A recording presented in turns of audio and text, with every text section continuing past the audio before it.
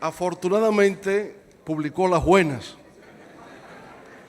y ocultó las malas, cosa que le agradezco infinitamente, ¿no? Bueno, quisiera empezar por extender un saludo a los compañeros miembros del comité político de nuestro partido, compañero doctor Rafael Alburquerque, ex vicepresidente de la República, compañero doctor Franklin Almeida, ex rector de la Universidad Autónoma de Santo Domingo, compañero doctor José Joaquín Vidó Medina, ex rector también de la Universidad Autónoma de Santo Domingo, compañero doctor Radamés Jiménez, ex procurador general de la República. Como ustedes ven, son todos ex, lo que quiere decir que al igual que yo somos unos desempleados. Compañero Julio César Valentín, senador de la República por la provincia de Santiago, el único empleado que tenemos acá.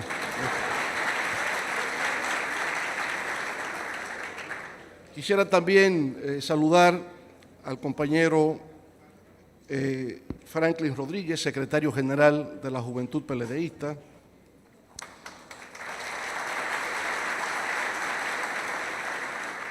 Y como ustedes ven, un apasionado amigo, y lo único que lamento es que el testimonio de sus padres no pudiéramos verlo acá, porque habría tenido para nosotros mucho valor. Nuestros saludos al señor embajador de la República Bolivariana de Venezuela, don Alberto Castelar, compañero embajador de Ecuador, don Carlos López Dam, embajador de la República de Cuba, compañero Carlos de Jesús de la Nuez, honorable señor embajador de Nicaragua, compañero Nelson Artola, y embajador de la República China de Taiwán, Ping Fihou, distinguido amigo también de nuestro país. Muchas gracias por su presencia a todos ustedes. Y por supuesto, muchas gracias también a ustedes que me han sorprendido porque nunca había visto tantos compañeros en una conferencia en el partido. Me impresionan, pero le agradezco sinceramente el que puedan estar aquí. Saludo también a los jóvenes de la República Dominicana con ocasión de la celebración de su día, el Día Nacional de la Juventud. Y sabemos que el futuro de nuestro país depende realmente de nuestros jóvenes. Para ellos, nuestro apoyo solidario y nuestro respaldo en todas sus iniciativas.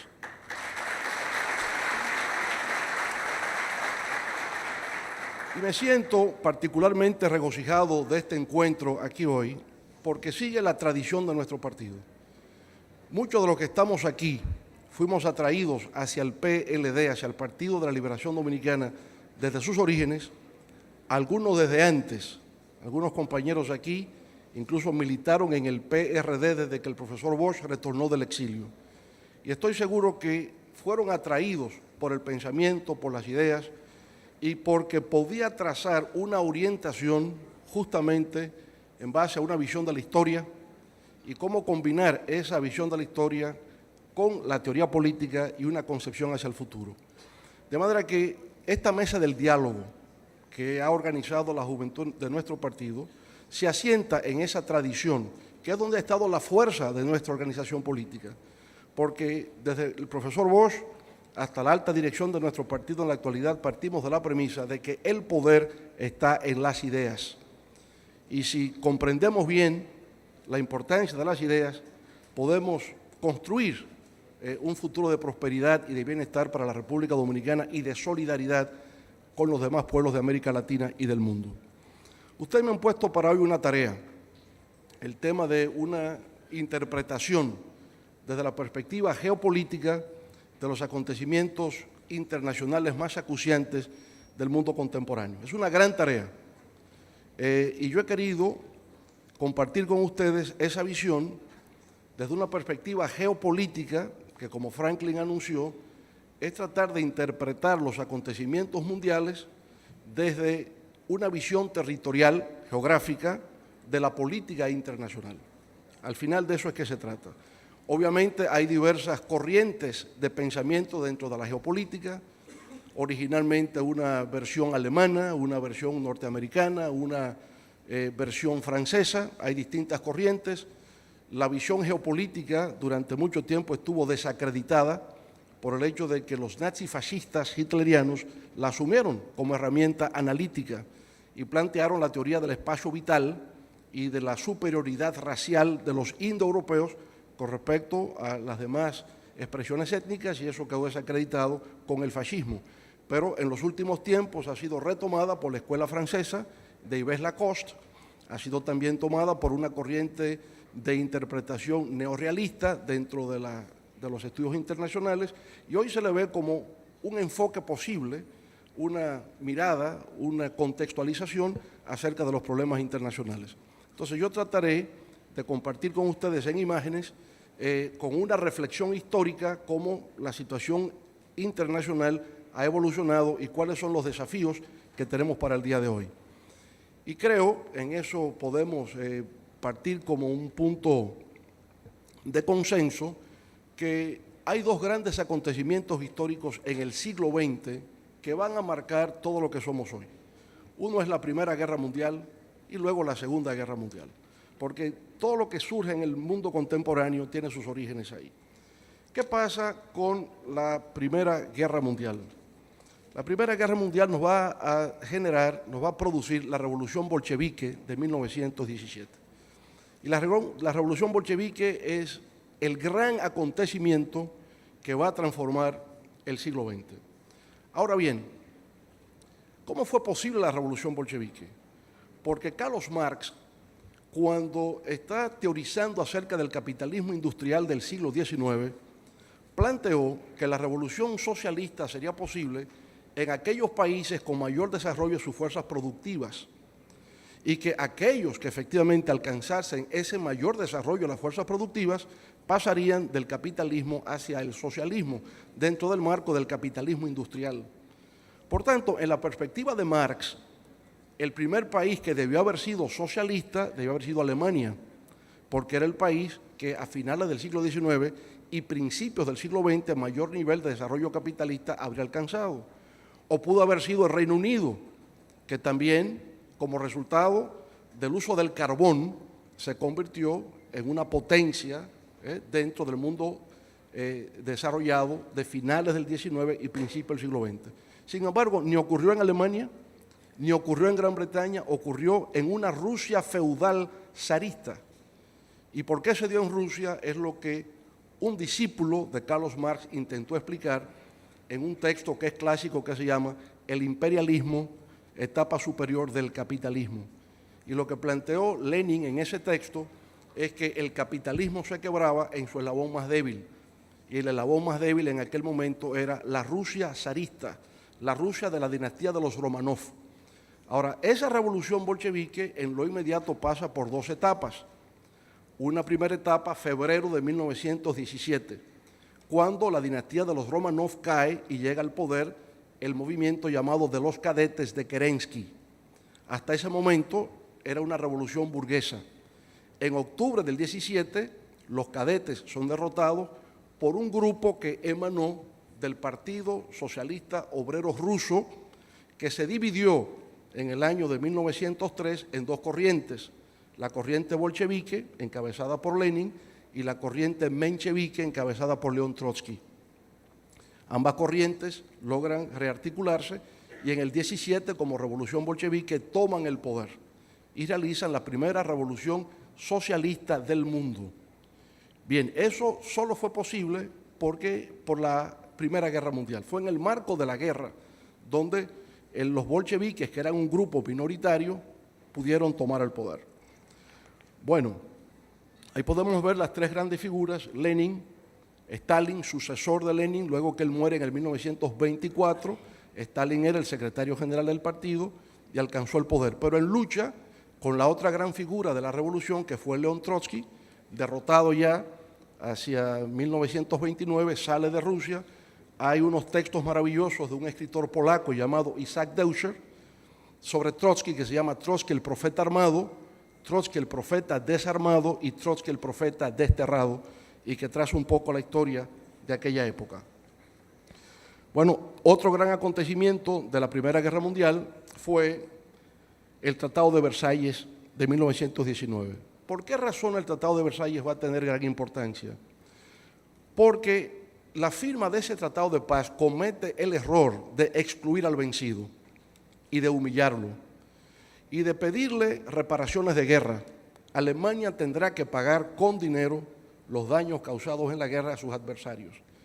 Y por supuesto eso para Alemania representa una gran humillación, y en ese Tratado de Versalles está la raíz de la reemergencia alemana en los años 30, pero sobre todo en el surgimiento del fascismo.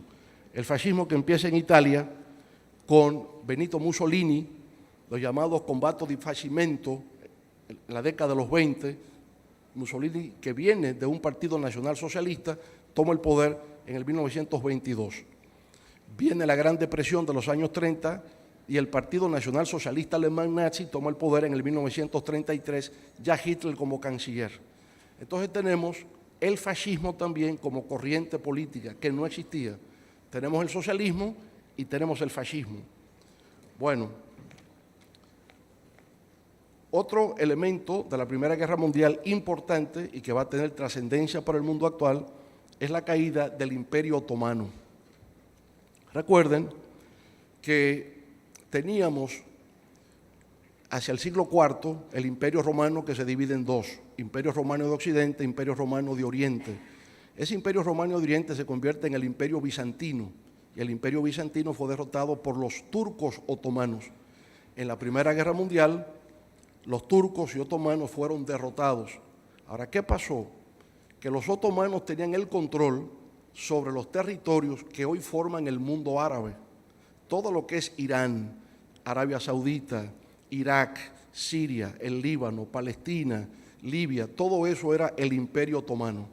Y cuando el Imperio Otomano cae, entonces esas tierras pasan a ser controladas por Gran Bretaña y por Francia, bajo un mandato recibido por la Liga de las Naciones. Bueno, hay como una protesta aquí a lo que hicieron los británicos y los franceses, ¿verdad?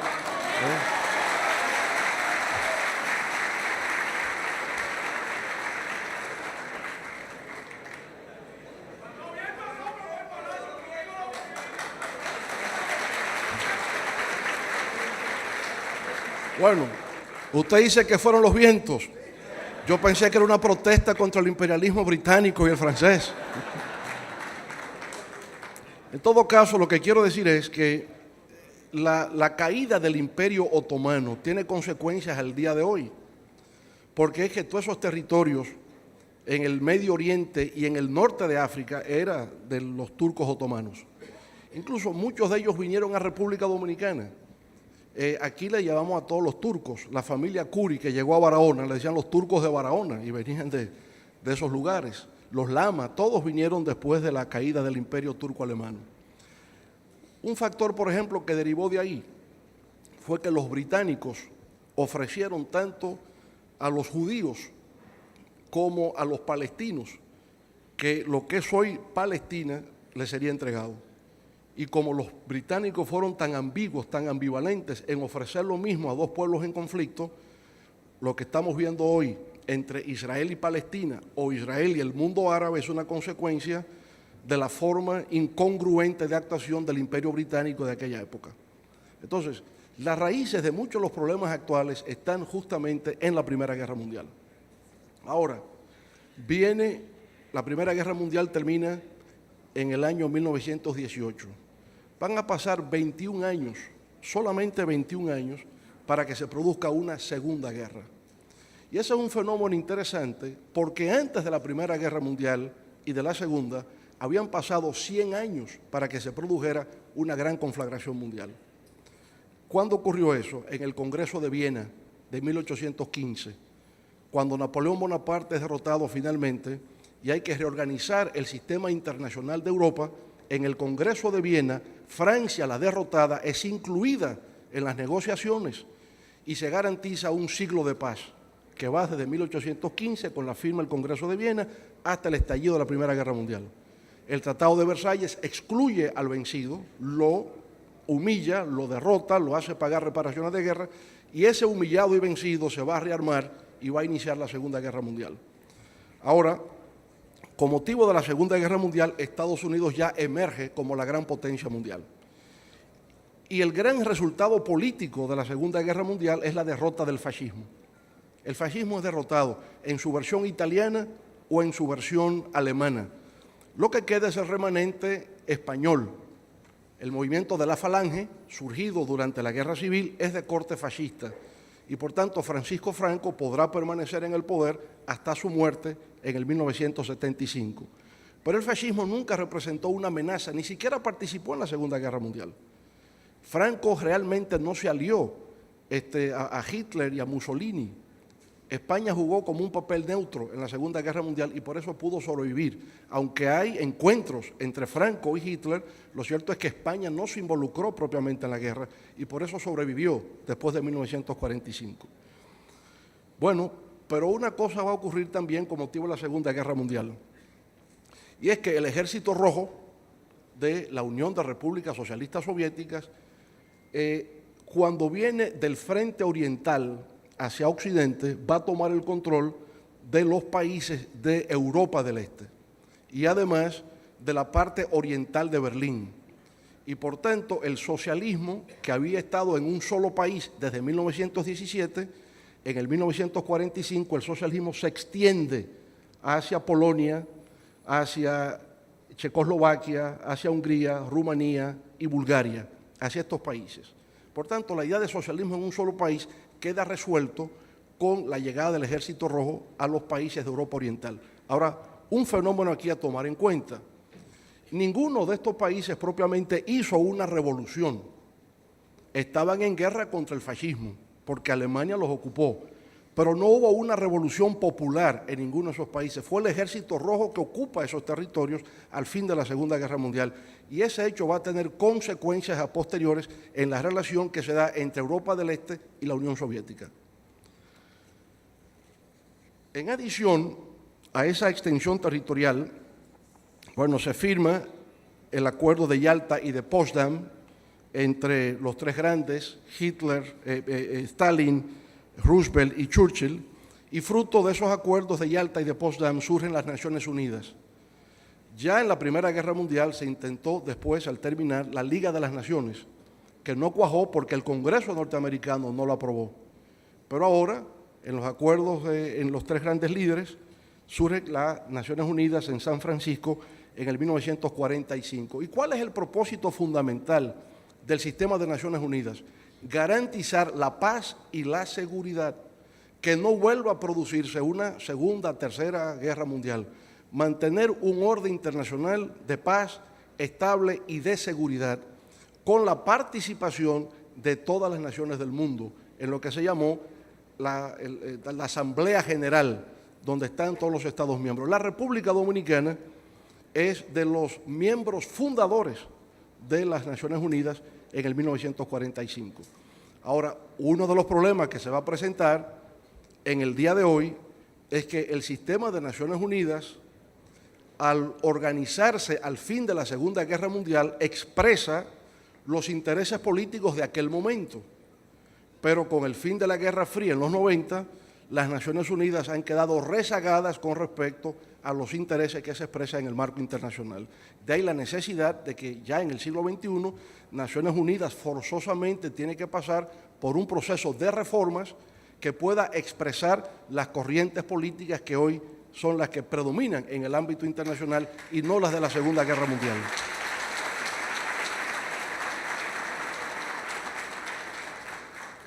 Ahora, fruto de la extensión del modelo socialista y de la emergencia de Estados Unidos como potencia mundial, post-1945 el orden internacional será caracterizado como un periodo de Guerra Fría. También se le llama el periodo de la contención. Contención en la perspectiva norteamericana de avance al comunismo, como ellos le llaman, doctrina Truman o doctrina de la contención. Y lo que vamos a ver es que todos los acontecimientos de carácter internacional que ocurren entre 1945 y 1991 estarán matizados por la Guerra Fría y por las esferas de influencia de estas dos grandes superpotencias. ocurrirán en la esfera de influencia norteamericana y en la esfera de influencia soviética. Por ejemplo, en el 1948 se crea el Estado de Israel.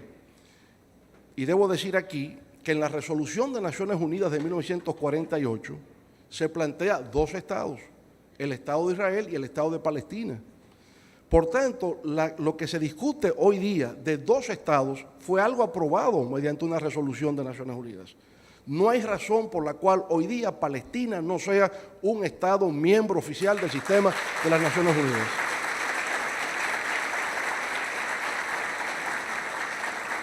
Es algo injusto que no lo sea, le corresponde por derecho, pero además nosotros como Partido de la Liberación Dominicana, que reconocemos el derecho que tiene Israel a existir, porque no se lo negamos, también decimos que lo que está haciendo hoy día el Estado de Israel, aumentando los asentamientos urbanos para que los palestinos tengan que seguir como refugiados en Jordania, es algo injusto que el Partido de la Liberación Dominicana rechaza.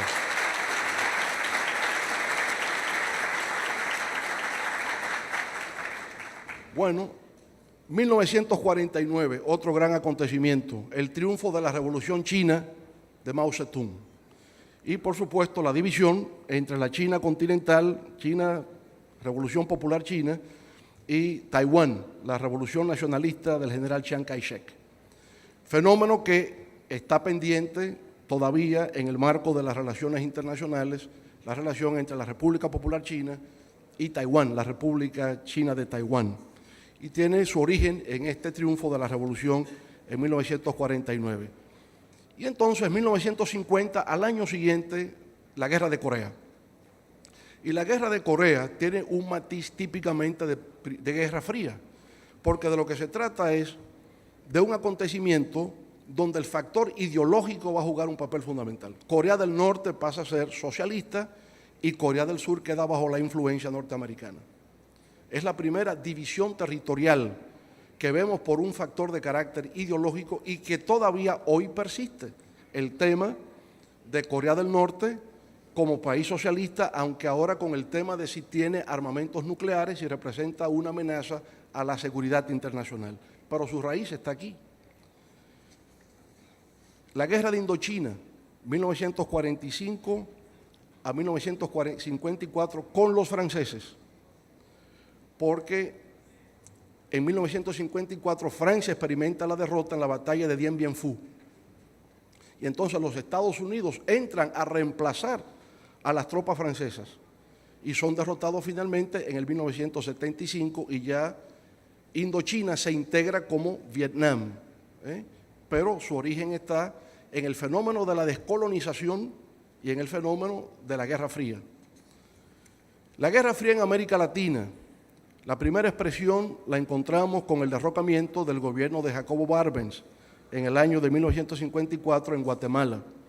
Y aquí viene justamente la equivocación de los responsables de la política exterior norteamericana en saber diferenciar lo que es una revolución nacionalista de lo que es una revolución socialista.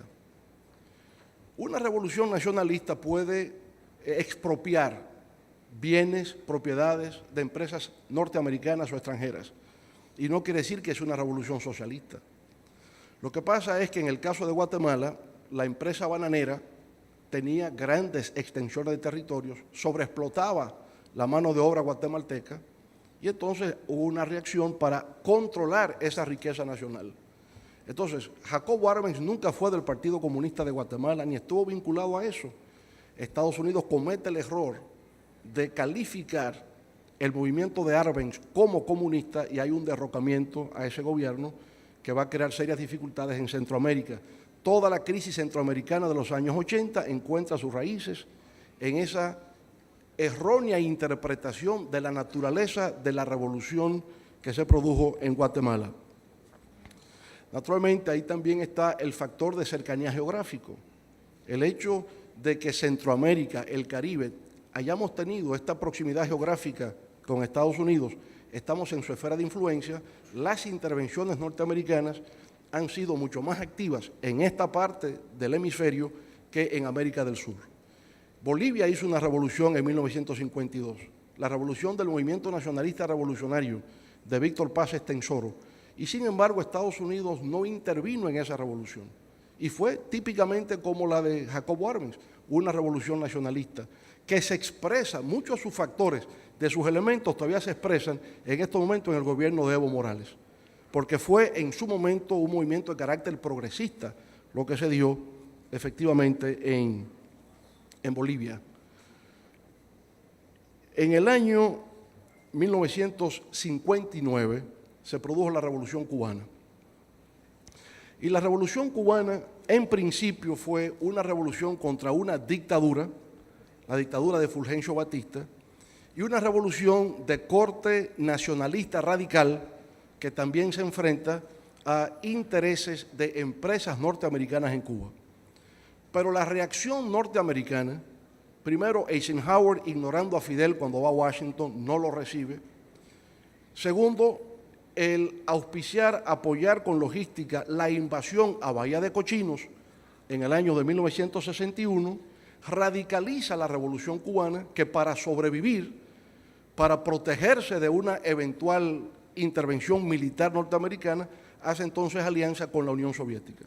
Y la Revolución Cubana entonces pasa de una fase de nacionalismo revolucionario radical hacia una fase de revolución socialista. Y por tanto es una expresión, la mayor expresión que hemos tenido en América Latina de Guerra Fría, la presencia de dos superpotencias en el ámbito territorial de nuestro espacio. República Dominicana, 1965. La ocupación militar, que por cierto, este año son 50 años de la Revolución de Abril que tenemos que celebrar, tenemos que reconocer y valorar a los héroes nacionales que defendieron nuestra patria, nuestra soberanía, empezando por el coronel Francisco Alberto Camaño de Ayllón.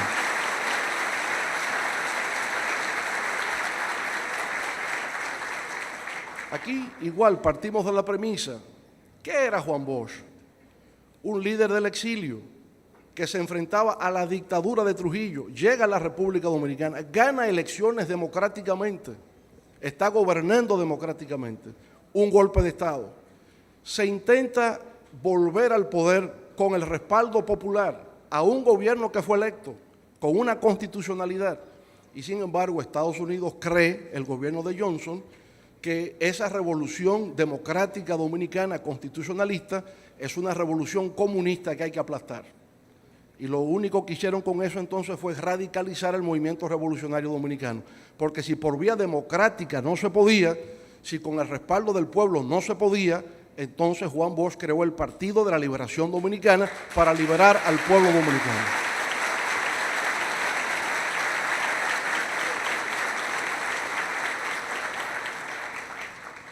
Bueno, y no se quedó aquí. Chile, en 1973, derrocamiento de Salvador Allende. Hoy sabemos por qué.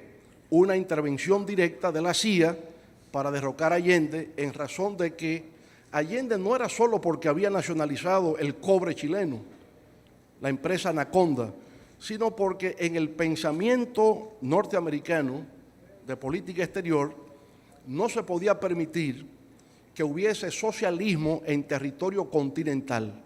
Cuba era una isla, pero Chile estaba en el corazón del continente y por tanto no se podía permitir, conforme a la visión estratégica norteamericana, que hubiese socialismo en tierra continental. Fíjense que el enfoque es puramente geopolítico y naturalmente el hecho de que Cuba, a 90 millas de las costas de la Florida, fuera socialista en alianza con la Unión Soviética, en la perspectiva geopolítica norteamericana representaba una amenaza a su seguridad nacional.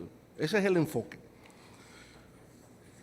Bueno, 1979, desde el 59, con la Revolución Cubana, pasaron 20 años sin que hubiese otra revolución triunfante en América Latina. 1979, la Revolución Sandinista. Pero, ¿cuál es la reacción norteamericana, sobre todo a la época de Reagan, frente a la Revolución Sandinista? Su derrocamiento, armar a la contra, con la finalidad de que la Revolución Sandinista sucumbiese. Esa fue la actitud. Como ocurrió también con la Revolución de Grenada, en 1983, la intervención norteamericana para el derrocamiento de Maurice Bishop y Bernard Coward, aunque ellos cometieron errores propios, errores del movimiento de la Nueva Joya que propició el que Estados Unidos interviniese militarmente. En todo caso, no había razón para intervenir, porque Grenada, aunque sea un pequeño país del Caribe, es un país independiente, es un país soberano, que tenía que resolver sus conflictos internos, pero no con una fuerza exterior que aprovechó el momento para derrocarlo porque sabía de la vinculación que tenía con el movimiento revolucionario latinoamericano. Bueno, esto estaba ocurriendo, como ustedes ven, en Asia, con Corea, con la Indochina, en América Latina, donde el factor era una confrontación entre dos ideologías, dos formas de organización, entre socialismo y capitalismo, dos superpotencias, Estados Unidos y la Unión Soviética. En el ámbito de la esfera de influencia soviética se estaban produciendo también acontecimientos importantes, porque había una actitud antisoviética. Es decir, se entendía en algunos de estos países que la Unión Soviética imponía su hegemonía y no lo consideraba como parte de un movimiento socialista. Y por eso tenemos la rebelión de Budapest en el año de 1956, ¿verdad? La revolución de Hungría. Y tenemos la primavera de Praga, 1968, y la invasión soviética de Checoslovaquia en 1968, que fue muy debatida en todas partes, que dividió al movimiento revolucionario internacional, porque si nosotros por aquí criticábamos la invasión norteamericana, teníamos que ver de igual forma la invasión soviética a Checoslovaquia o la invasión a Hungría. O sea, lo veíamos en términos de soberanía y de independencia. Pero hay un acontecimiento que escapa ahora a esa confrontación ideológica capitalismo-socialismo y que va a tener una trascendencia hasta el día de hoy. 1979. Y fíjense que el 79 es un año muy interesante. Es la revolución sandinista, es la revolución de Granada y ahora es el triunfo de la revolución islámica del Ayatollah Khomeini. ¿Por qué digo que este acontecimiento tiene esa gran trascendencia? Porque por vez primera el Islam va a aparecer como una herramienta política y aparece justamente con el triunfo del Ayatollah Khomeini sobre el Shah de Irán, que había sido puesto por Estados Unidos en el 1952 después de la derrota del doctor Mohammad Mossadegh, que había nacionalizado el petróleo británico en Irán. Entonces fue derrocado y se llevó al Shah, que se mantuvo allí con un modelo de modernización autoritaria hasta que se produce su caída en el 79. En el mismo 79, la ocupación soviética de Afganistán. Y esto va a ser importante porque se va a extender desde el 79 hasta el año 87, 88, y lo que va a ocurrir es que un joven que había nacido en Arabia Saudita, que pertenecía al movimiento islámico radical, se fue a Afganistán a enfrentarse a las tropas soviéticas. Y en esa lucha recibe el respaldo de Estados Unidos para enfrentarse a los soviéticos. Ese joven se llama Osama Bin Laden. Y Osama Bin Laden, que se va a formar ahí con apoyo norteamericano, después va a jugar un papel que todos conocemos en el marco del terrorismo global. 1980 al 88, la guerra entre Irak e Irán. Y en esa guerra se está peleando por razones geopolíticas. Es un punto en el mapa que se llama Shatt al-Arab, por donde el petróleo sale hacia el estrecho de Hormuz. Entonces, Irán e Irak desatan una guerra de 10 años por control de ese espacio marítimo, pero esa guerra Estados Unidos respalda a Irak, encabezada por Saddam Hussein. De manera que la gran paradoja que vamos viendo es que Estados Unidos respalda a Osama Bin Laden contra la Unión Soviética y era aliado de Saddam Hussein en la lucha contra Irán, porque el enemigo en aquel momento era el Ayatollah Khomeini y la Revolución Islámica. Bueno, ¿qué es lo que pasa en primer lugar? ¿Cómo se produce el conflicto entre Irak y los Estados Unidos? Saddam Hussein, que ha tenido esta guerra de 10 años frente a Irán, al terminar la guerra considera que su país económicamente está en debilidad y que los demás países árabes petroleros deben contribuir con Irak para rehabilitar su situación económica, empezando por Kuwait, que se niega. la historia cuenta que Saddam Hussein tuvo una reunión con la embajadora norteamericana en Irak y que él le expresó que iba a ocupar a Kuwait, que Irak nunca consideró como país independiente, sino que en la repartición de territorios post caída del Imperio Otomano se lo dieron a los kuwaitíes cuando les pertenecían a los iraquíes. Entonces Irak nunca ha reconocido a Kuwait y entendía que eso era territorio suyo y lo ocuparon. Y al ocupar Saddam Hussein Kuwait, Estados Unidos reaccionó desde una perspectiva geopolítica, porque era el temor de que si se permitía que Saddam Hussein ocupase Kuwait, podía ocupar otros territorios del Medio Oriente donde se produce petróleo y por consiguiente tener tanto poder como para amenazar el acceso norteamericano a los combustibles en el Medio Oriente. De manera que la reacción de George Bush padre de invadir a Irak y provocar la salida de Saddam Hussein de Kuwait es una reacción de carácter geopolítica, no ideológica. Ahí no había un factor ideológico. Ahí el tema era que no se podía permitir que nadie tuviese el control, el monopolio del control del petróleo en la zona. Porque Estados Unidos no iba a tener acceso a ese petróleo y por esa razón lo hacen. Ahora, ¿qué hizo Bush padre? Bush padre saca a Saddam Hussein de Kuwait, pero no lo derroca. No lo derrotó, no lo persiguió a Bagdad. Logró su objetivo estratégico, que era no permitirle el monopolio del control del petróleo. Pero como veremos luego, se fue formando un movimiento intelectual que se llama los neoconservadores, que tiene un origen trotskista. El que formó esto es un señor llamado Irving Kristol, judío, que fue trotskista en sus años juveniles y pasó entonces al movimiento neoconservador. Y los neoconservadores, a Bush, hijo, lo convencen de la necesidad de derrocar a Saddam Hussein, grave error geopolítico estratégico, porque rompe el equilibrio de poderes en la zona y todo el poder entonces pasó a Irán, el antiguo enemigo de los Estados Unidos. Y hoy día lo que se plantea entonces es el equilibrio entre Irán y Arabia Saudita. Y entonces Arabia Saudita está jugando un papel en la zona de desestabilización, de acuerdo con muchos de los analistas, ¿verdad? Porque Arabia Saudita, conjuntamente con otros estados de la zona, financiaron la desestabilización en lo que se ha llamado la primavera árabe. Entonces, factores geopolíticos estratégicos jugaron la idea de hasta dónde dejar a Saddam Hussein. La reacción de derrocarlo fue nefasto porque rompió el equilibrio de poderes en la zona del Golfo Pérsico. Un elemento importante en la década de los 80 es la expansión de la democracia. La democracia como valor occidental.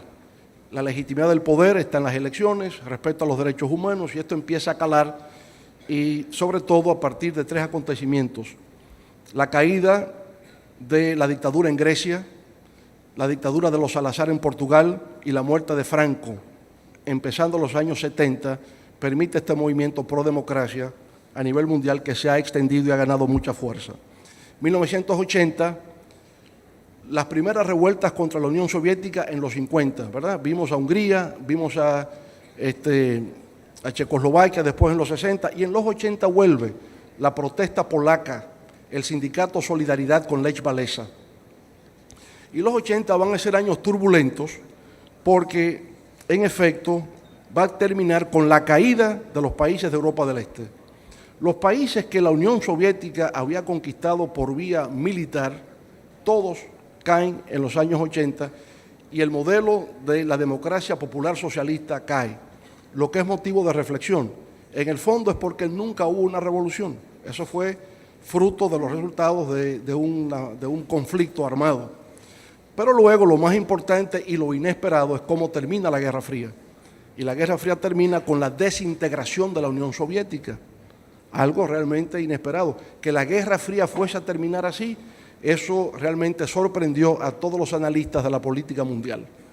Pero hoy sabemos, quizás uno de los motivos fundamentales, aunque la Unión Soviética vino atravesando por distintos periodos, ¿verdad? Es la época leninista, la época estalinista, la época de Khrushchev, el 20º Congreso del PECUS, del Partido Comunista de la Unión Soviética, que hizo profundas reflexiones y críticas a lo que fue el estalinismo, pero ya luego el tema vino por la dedicación casi exclusiva a una carrera armamentista frente a los Estados Unidos, no pudieron desarrollar una industria ligera que pudiese satisfacer la demanda de consumo de la población, y la superioridad económica norteamericana ahogó a la economía soviética sobre la base de la carrera armamentista.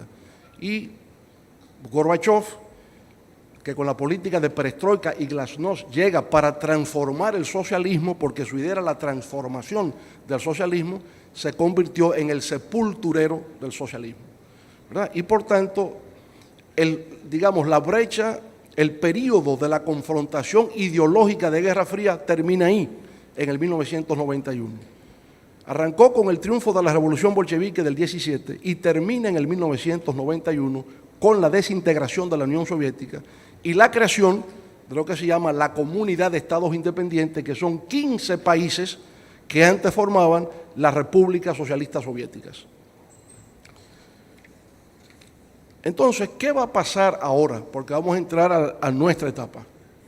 Porque de fin de la Segunda Guerra Mundial hasta la desintegración de la Unión Soviética, el paradigma de las relaciones internacionales era muy claro: Guerra Fría, Estados Unidos o la Unión Soviética, socialismo o capitalismo, todos los conflictos estaban ahí.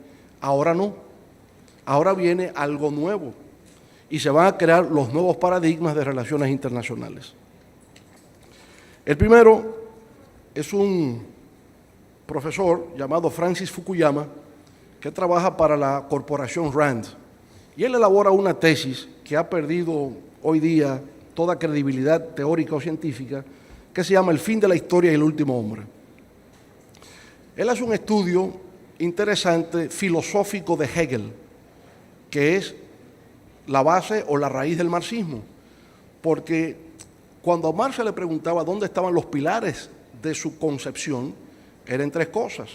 En la filosofía clásica alemana, Hegel, era la economía clásica inglesa y era el socialismo utópico francés. De eso se nutre el marxismo.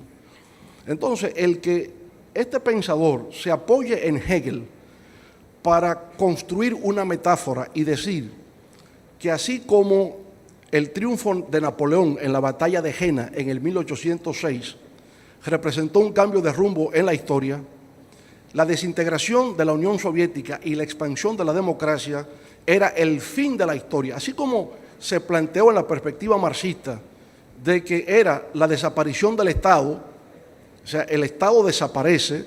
En esta concepción, el fin de la historia está en que hemos arribado a la democracia capitalista de mercado, y que si todos los países adoptan la democracia capitalista de mercado, la paz va a reinar porque las democracias no se pelean entre sí. Bueno, resulta que el mundo que se ha construido post-1991 es un mundo mucho más complejo que esto que planteaba Francis Fukuyama, y por tanto él mismo ni cree en su propia tesis del fin de la historia, porque ha escrito un trabajo reciente que se titula El futuro de la historia.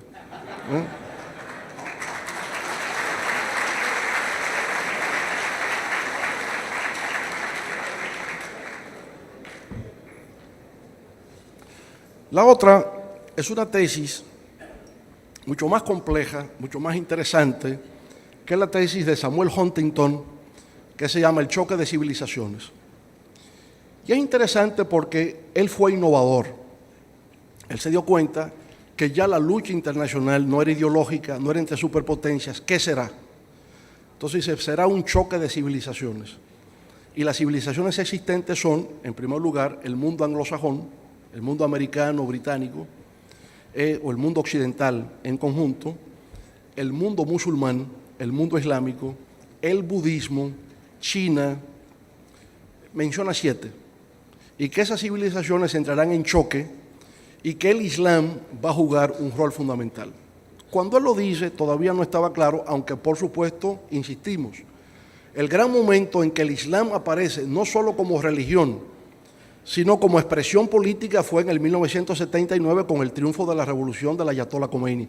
Porque él le llamó la revolución islámica. Él le dio una calificación, revolución islámica. Convirtió en el Islam no solamente en una expresión religiosa, sino en una expresión política. Y entonces, bueno, el Islam va a jugar ese papel. Y es lo que, de alguna manera, Samuel Huntington, cientista político de Harvard, planteó en este libro, que debemos estudiar, reflexionar sobre él, pensamiento crítico de que hay desierto y que no hay desierto, en que estamos viviendo en un paradigma de choque de civilizaciones. Como reacción a eso, el gobierno de España, el gobierno de Turquía, dentro de Naciones Unidas, planteó la alianza de civilizaciones. Si lo que hay es un choque de civilizaciones, debemos responder con una alianza de civilizaciones. Y en efecto, el elemento multicultural es uno de los elementos que hoy día se le añade para poder promover la paz y la comprensión entre los pueblos del mundo. La otra corriente, aquí diré, desde la perspectiva norteamericana, primera potencia del mundo, sin duda desde el punto de vista militar, van a surgir dos corrientes de pensamiento acerca de cómo pensar el mundo y cómo se estructura el orden internacional. Una es una visión de que Estados Unidos tiene que reforzar su visión hegemónica. En otras palabras, hay una corriente de pensamiento que nos está diciendo que Estados Unidos tiene que ejercer una función imperial. Hay otra versión que dice, ya no es posible. Hay una decadencia norteamericana y hay un resurgimiento de los otros. Quien mejor expresa eso se llama Fareed Zakaria, en un libro que se llama El declive norteamericano y la emergencia de los demás. Y si en efecto Estados Unidos está en declive y los otros están emergiendo, ya la función imperial no será posible, sino que lo que se requiere es un mundo multipolar. Un mundo multipolar que toma en cuenta diversos actores para actuar en función de un balance de poder y tomar decisiones en conjunto en favor de los pueblos dentro del marco del sistema de Naciones Unidas. El primer grupo se llaman los neoconservadores. Y los neoconservadores son políticos y son académicos. Ahí está Bush, Karl Rove, está Dick Cheney, está quien fuera secretaria de Estado Condoleezza Rice, está John McCain, está Paul Wolfowitz, que quizás es el más teórico de todos, el pensador. Su tesis doctoral en la Universidad Johns Hopkins en los años 60 era justamente sobre estos temas. Lo venía pensando hacía tiempo. Una visión neoimperial. Estados Unidos tiene que seguir siendo el gendarme del mundo. Es lo que llaman, de alguna manera, la hegemonía de estabilidad benigna. O sea, es una forma azucarada de decir se requiere el imperio. El imperio es quien garantiza el orden mundial. Entonces hay una matriz de pensamiento detrás de eso. Está Donald Rumsfeld, que dice, Franklin que me mandó saludos, yo me sorprendo, pero bueno, ¿verdad? En fin, están estas figuras activos en la actualidad que representan una visión de Estados Unidos como el centro del poder internacional. No se renuncia a la visión imperial. En oposición está entonces el movimiento neorrealista, el neorrealismo, que se nutre de la vieja concepción de teoría del balance de poder, realismo o realpolitik, a lo que usted decía referencia, Franklin. Y esta corriente, bueno, es vieja, es antigua en la historia del pensamiento. El realismo o balance de poder, quien primero lo expresa es Tucídides en la historia del Peloponeso, y de ahí arranca.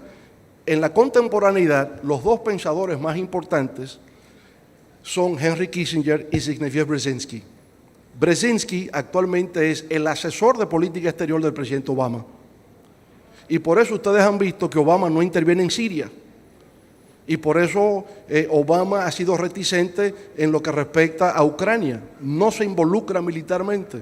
Por eso Obama saca las tropas de Irak, saca las tropas de Afganistán, porque está influido por la corriente de pensamiento de que ya Estados Unidos no puede ejercer ese rol imperial. Nosotros, por supuesto, por la actitud de Kissinger en lo que aconteció en Chile, con el derrocamiento de Allende, tenemos la visión de del Kissinger imperial.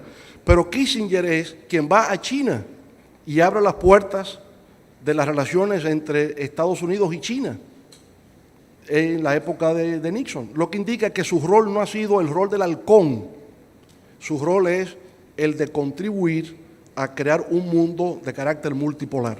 Pero la percepción que se tiene del actor político Henry Kissinger es lo contrario. Se le ve como el halcón, pero sus trabajos, la diplomacia, un nuevo orden mundial y su tesis doctoral en Harvard, que fue por la restauración de un orden, su tesis sobre el Congreso de Viena, es un partidario fehaciente de la teoría del balance de poder. Y lo mismo Brzezinski, ¿verdad?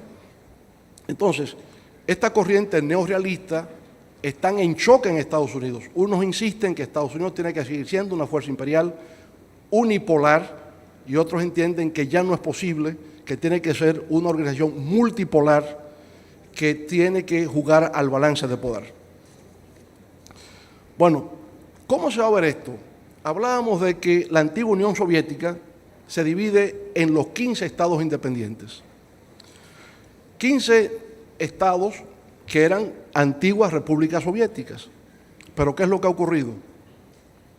Que desde la época de George Bush, hijo, la OTAN, que era la alianza militar del mundo occidental frente al socialismo que estaba en el Pacto de Varsovia, empiezan a desplazarse militarmente hacia los países de Europa del Este.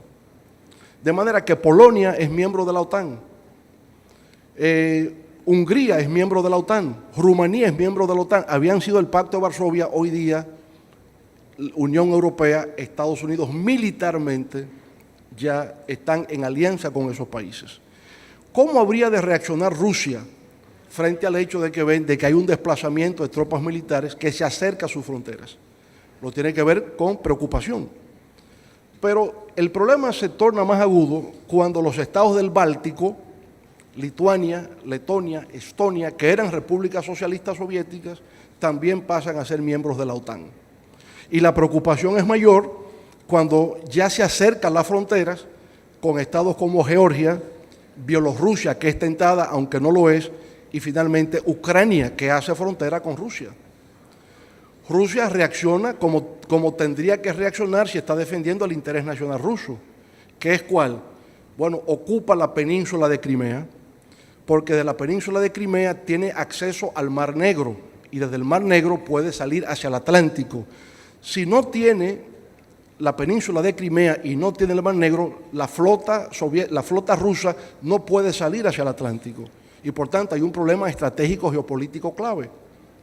Rusia forzosamente tenía que hacer eso, pero tampoco Rusia puede permitir, conforme a su interés nacional, que Ucrania pase a integrar a la OTAN, porque si pasa a integrar a la OTAN, entonces tiene las tropas militares del mundo occidental en sus fronteras, no lo puede aceptar. Ahora ustedes dirán, y es que los de la OTAN entonces son unos provocadores, y lo que quieren es provocar la guerra. Ellos tienen una manera de pensar. Y Brzezinski en eso es quien le sirve de fundamento, en el sentido de que en la historia lo que siempre se ha visto es que el que controla Ucrania controla Eurasia, la región de Eurasia, y el que domina Eurasia domina el mundo. Entonces lo que se está jugando en estos momentos es a la defensiva y a la ofensiva, corto plazo y largo plazo. En el corto plazo, a la defensiva, Rusia juega a su integridad territorial, a su soberanía y a su interés nacional, en el corto plazo. Pero en el mediano y largo plazo, Rusia quiere aprovechar el momento para fortalecer alianzas con China y con la India y tener control de Eurasia.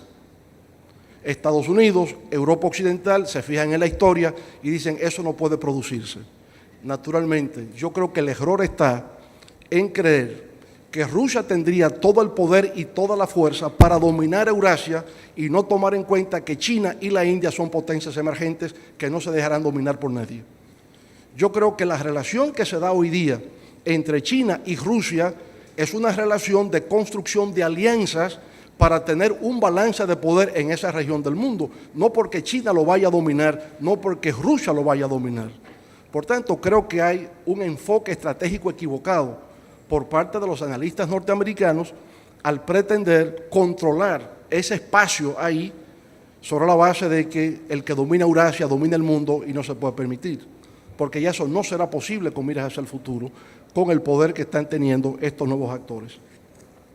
Bueno, otro actor que emerge con el Tratado de Maastricht es la Unión Europea en 1992, hoy bastante afectada. Conflictos que surgen posguerra fría, que no tienen nada que ver con ideología. La invasión de Panamá, 1989, el apresamiento de Noriega. El tema no es comunismo ya. Por vez primera el tema no es comunismo, después de la Segunda Guerra Mundial. Drogas, el tema es narcotráfico. Lo vemos, la guerra del Golfo Pérsico, de lo que hablamos anteriormente con Kuwait, no fue ideología, no fue socialismo, un factor geoestratégico. No se puede permitir el monopolio, el control del petróleo en la zona del Medio Oriente. La guerra de los Balcanes. La guerra de los Balcanes vuelve también a ser, tenemos la República Federativa de Yugoslavia, control de Tito, pero siempre fueron distintas etnias, siempre fueron distintos grupos. Entonces Bosnia, es Serbia, Macedonia, ¿verdad?, que entran en un proceso, diríamos, de fragmentación, una de las características del mundo moderno, donde se da la globalización y la fragmentación al mismo tiempo. La República de Checoslovaquia se divide en dos, la República Checa y la República Eslovaca. La antigua Yugoslavia se subdivide, ya no es Yugoslavia, es Macedonia, es Serbia, es Herzegovina, en fin, son varios países que van a emerger. Y procesos de búsqueda de separación. El País Vasco en España, Cataluña, Escocia, ¿verdad?, quieren separarse para integrar nuevas naciones. Hay un proceso contradictorio de globalización y de fragmentación nacionalista al mismo tiempo. Bueno, un fenómeno para nosotros importante, el derrocamiento y reposición de Aristide en el poder. Jean Bertrand Aristide gana las elecciones en Haití post-Duvalier. Gobierna 7 meses. 7 meses, igual que Juan Bosch. Le dan un golpe de Estado. Pero Estados Unidos interviene para reponer a Aristide. Y Estados Unidos intervino para impedir el retorno de Juan Bosch al poder. ¿Por qué? El factor Guerra Fría, factor ideológico en el tiempo. Ahora podemos ver luego golpe de Estado en Honduras contra Mel Zelaya. Estados Unidos no hizo nada para que Mel Zelaya volviera al poder. ¿Qué refleja eso? Inconsistencia en la política. Porque si la idea es que la democracia electa por el pueblo debe prevalecer y usted intervino para reponer, ¿por qué no intervino en el otro para reponer también? Entonces es una política incongruente e inconsistente la que ha habido en esto. 11 de septiembre de 2001 emerge lo que podríamos llamar el terrorismo global. Y frente a los atentados del 11 de septiembre, que fueron obviamente muy bien planificados, afectando los símbolos del poder norteamericano, ¿verdad? Era el poder económico, el poder político que se frustró, pero emerge el fenómeno del terrorismo global. Y una célula, Al-Qaeda, y un líder, Osama Bin Laden. Y eso se ha reproducido a otros niveles. Hoy tenemos Boko Haram, otra célula terrorista que está operando fundamentalmente en Nigeria. Y Boko Haram es una palabra que quiere decir el occidente es un pecado. Occidente es un pecado, es la noción de Boko Haram, ¿verdad? Y son grupos que usted dice, ¿qué es lo que está ocurriendo? Influido por la corriente del islamismo radical, que tiene su origen en Arabia Saudita, lo que llaman el wahabismo. Los wahabis es la versión más radical del Islam. Y estos grupos fundamentalistas se han ido agrupando en movimientos terroristas que están afectando internacionalmente. Hoy, esta tarde, decapitaron, por cierto, al segundo japonés que había sido apresado. Lo que lamentamos profundamente, nosotros creemos que la lucha política no es por ahí, que eso es horrorífico y que eso merece la censura de toda la humanidad sensata.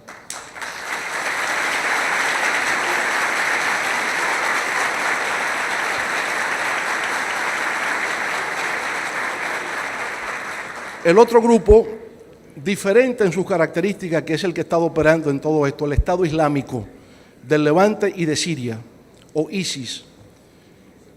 Fíjense, esto es una reacción a la división territorial post caída del Imperio Otomano. Porque ¿qué es lo que ellos están reclamando? Territorio. Ellos están diciendo que el norte de Irak y el sur de Siria les corresponde, porque cuando se hizo por parte de los británicos y los franceses la división territorial, dejaron a esos grupos fuera. Es el primer grupo terrorista en el mundo que domina territorio, administra territorio. Y entonces ahí se plantea una situación complicada, porque es bregando con un Estado atípico, con un Estado anómalo, el que se está en el caso del Estado Islámico. Bueno, y más recientemente, lo que ocurrió en Francia, en París, con el ataque a la publicación de Charlie Hebdo. Charlie Hebdo, una publicación satírica contra el Islam, ya había ocurrido cosas parecidas anteriormente en Dinamarca, y la amenaza al escritor Salman Rushdie, que había escrito también una novela que tenía al profeta Mohammed como centro de las actividades, ¿no? Como centro de la narrativa. Como resultado, a los ataques terroristas del 11 de septiembre, la reacción fue guerra contra Afganistán e Irak. Mucha gente pudo entender la guerra contra Afganistán porque Al-Qaeda operaba desde Afganistán. Nunca se entendió la guerra en Irak porque, en definitiva, nunca se probó que existieran armas de destrucción masiva ni que Irak estuviera respaldando a Al-Qaeda. Eso fue bajo la presión del movimiento neoconservador que influyó en el presidente George W. Bush en la adopción de esa política equivocada que ha roto el equilibrio geopolítico en el Golfo Pérsico. Pero mientras tanto, en los años posguerra fría han emergido nuevos actores, los BRICS, Brasil, Rusia, India, China, Sudáfrica. Y estos países están jugando un rol importante de actores emergentes. Entre esos actores hay dos que son fundamentales, Rusia y China, de lo cual ya hemos hablado con anterioridad, con acercamiento, acuerdos en distintos ámbitos y que se constituye por consiguiente en una fuerza de contrapeso a lo que se pueda tener en el mundo occidental. De manera que el mundo, aunque no se ha querido, ha ido evolucionando hacia un sistema de balance de poder. China y Rusia, aliados por un lado, Unión Europea, Estados Unidos por el otro, va creando en el nuevo sistema internacional un mecanismo de balance de poder, como siempre existió en la historia, al menos que exista algún actor que quiera imponerse hegemónicamente como fuerza imperial, y eso siempre es coyuntural en la historia. Todos los imperios han desaparecido. La globalización es un factor que caracteriza el mundo contemporáneo. Hay globalización comercial, globalización financiera, globalización cultural, globalización política. Es un fenómeno del mundo contemporáneo que ha sido impulsado por la revolución tecnológica. Y esa revolución tecnológica nos lleva a lo que Jeremy Rifkin, uno de los grandes teóricos contemporáneos, ha llamado la tercera revolución industrial. La tercera revolución industrial es la revolución digital en la que estamos viviendo y que está transformando formas de producción, formas de trabajo, formas de entretenimiento y toda la vida civilizada. Otro factor importante posguerra fría que aún vivimos es la crisis financiera global. Crisis financiera global motivada por lo que podríamos llamar la financiarización de la economía global y el predominio de un modelo de capitalismo financiero especulativo que podemos llamar como economía de casino.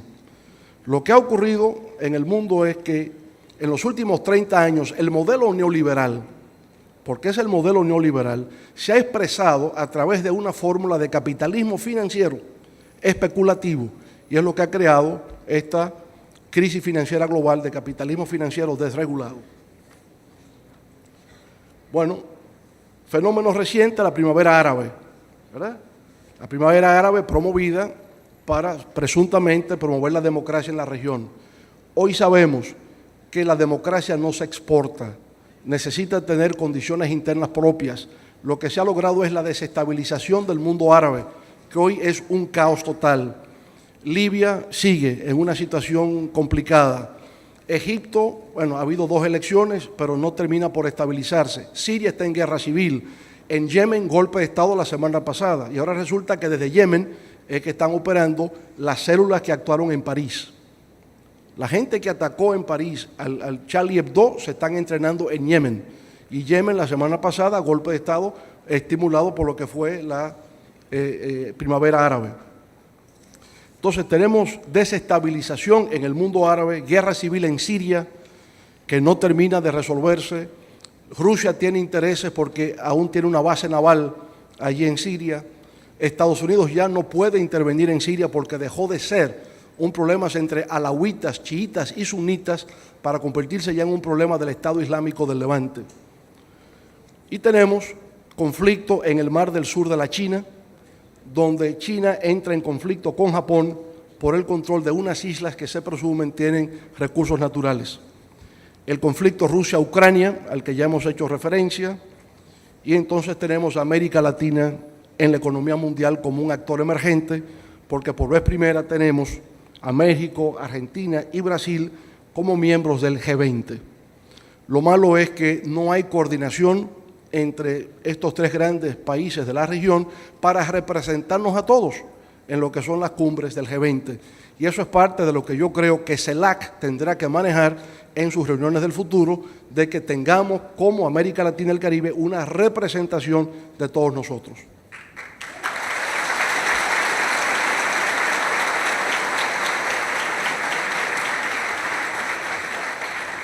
La gran esperanza para nosotros en América Latina, un país nuestro individualmente, un país, República Dominicana, Haití, Ecuador, solos nosotros no tenemos peso en el sistema político internacional, pero unidos sí.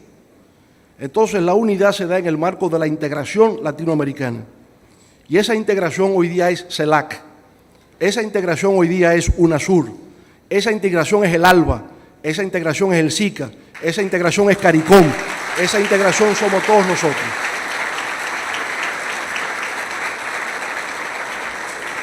Y todos nosotros sí tenemos peso y sí tenemos representatividad en el ámbito de la política internacional.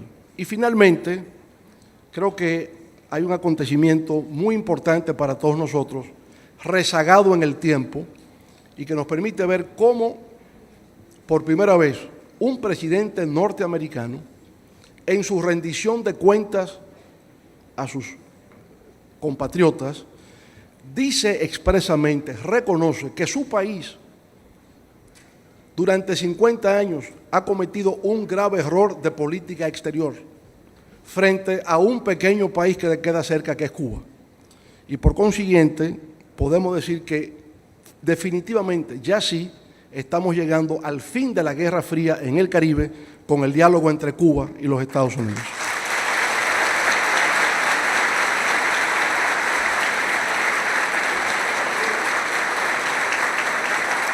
Y esa foto, esa imagen que está ahí, esa imagen yo creo que significa mucho, porque por vez primera un país de América Latina y los Estados Unidos se ponen de igual a igual, que era en definitiva lo que se quería lograr, que se respetase la dignidad y la soberanía de nuestros pueblos.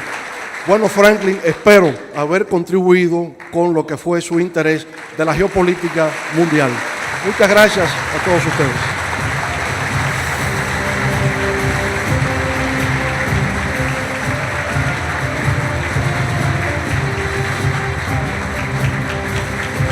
Extraordinaria esta conferencia del compañero presidente del Partido de la Liberación Dominicana.